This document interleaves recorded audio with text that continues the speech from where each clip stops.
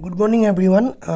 We are going to discuss about world energy crisis in developed and developing countries, understanding the distinct impacts on developed versus developing nations and the path toward its resilience. Okay, in an interconnected world, energy instability is not confined to specific regions, but its manifestation depends entirely on economic geography. Okay, the crisis. What is the crisis?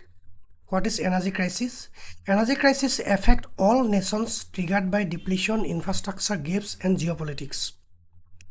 And the division, that means the difference between developed and developing countries. Developed nations face transition pains and aging systems. On the other hand, developing nations face access struggles and poverty. Okay, what will be the remedial actions? The multifaceted approach requiring renewable investment, grid modernization, and international policy reform. The crisis is universal, but the pain points are local. Solving it requires understanding the difference between maintaining power and assessing it. Okay, a multifaceted crisis beyond depletion. Number one, resource depletion. For example, fossil fuels, coal, oil and gas consumed faster than replenished. Number two, infrastructure insufficiency. Inefficiency due to outdated technology and inadequate grids. Geopolitical factors, conflict and instability, disrupting global supply chains. Environmental concerns, pressure to transition away from pollution and emissions. A crisis is rarely monocausal. It is often a compound failure of finite resources colliding with geopolitical friction and climate pressure. That means its crisis is not mainly occurred from a specific single cause. It has a diverse and multidimensional cause and factors for creating the energy crisis in developed and developing countries. Okay, the great divergence, developed economies and developing economics. Okay, there is a difference between the scenario of energy crisis in developed economies and developing economies.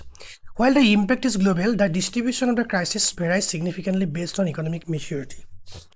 Geography determines the challenges. One world is trying to sustain its energy, the other is struggling to obtain it.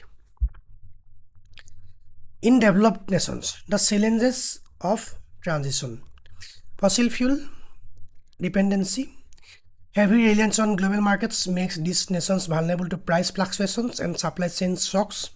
Aging infrastructure. Massive grids require significant capital to modernize. They are susceptible to breakdowns and inefficiency.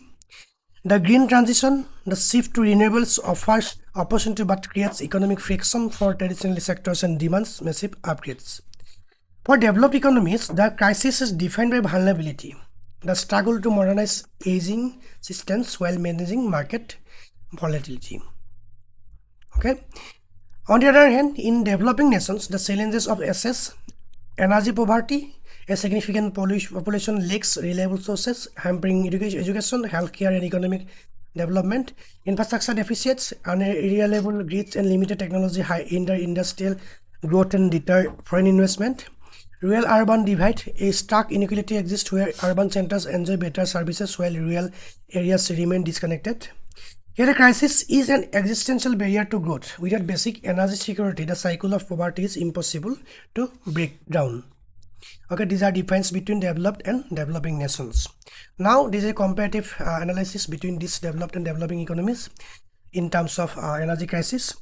On the basis of primary pain point in developed economies, price volatility and system and modernizations are primary pain point.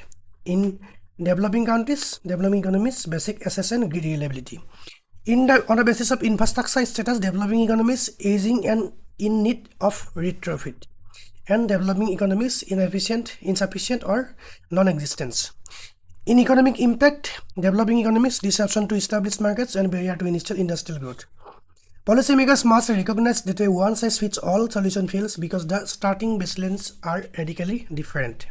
These are the comparison table between developed and developing economics in terms of energy crisis.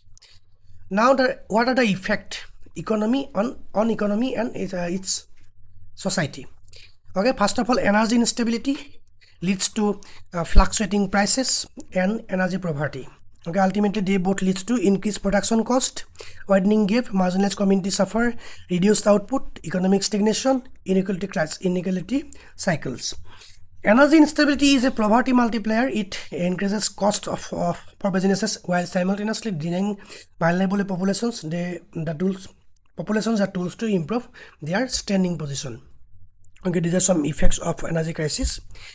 Then another hidden cost on health and environment. Environmental degradation like reliance on fossil fuels drives deforestation, pollutions, and ecosystem losses. And a health crisis, indoor pollution from solid fuels causes respiratory diseases, disproportionately affecting women and children and marginalized communities. And a crisis is not just economic, it is a public health emergency. In low economic households, the lack of clean energy is lethal. Okay, these are impact on health and environmental conditions. Okay, now the climate feedback loop.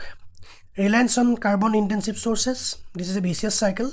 Reliance on carbon intensive services ultimately lead to emissions of greenhouse gases and leads to climate change and extreme weather, and it leads to strain on energy infrastructure. Okay, this is a vicious cycle and it repeats again and again. Energy crisis exacerbate climate change, and climate change in turn threatens energy security. Breaking this cycle is the priority. Now there is a multifaceted strategy for resilience. Okay, for sustainable future we can do renewable investment, energy efficiency, grid modernization, policy reforms, and international cooperations. Addressing the crisis requires a synchronized approach. We must simultaneously build new hardware, rewrite policies, and change societal behavior. Building the future, tech and infrastructure. We can use tech and infrastructure in terms of control the energy crisis in developed and developing countries. Renewables uses prioritizing solar, winds, hydro, and geothermal to mitigate climate impact. Grid modernization, upgrading the smart grids for flexibility and resilience. Efficiency, reducing consumption strain through better appliance and transport. Okay, technology exists to solve the crisis. The challenge is the scale of investment required to upgrade the physical backbone of the energy system. Enabling the future, policy and society. There are some government policies and societal implications like policy reforms, phasing out subsidies and implementing carbon pricing, global cooperation, adherence to frameworks like the Paris Agreement, individual action, citizens adoption of efficient practices. Infrastructure alone is insufficient. We need regulatory frameworks that make sustainability profitable and international agreements that ensure accountability. There's a future outlook, two parts. One is inaction, another is strategic action. Worsening environmental degradation, economic instability, and deepening inequality. In this way, on the other hand, strategic action will lead to a resilient and sustainable energy future with improved health and stability. Okay, inside this, failing to address this crisis poses significant challenges for future generations, the cost of inaction far exceeding the cost of transition. Okay, this is a summary of the class. Crises are classified by depletion, infrastructure, and geopolitics. Impacts vary. Transition challenges for the rich, assess challenges for the poor. Solutions require a blend for tech investment and policy reform. Okay, these are some references of the class. A resilient future is possible, but it demands closing the gap between the developed and developing worlds. Okay, that's all for today. If you have any doubt and query, just let me know in the comment section. Thanks for watching. Thank you.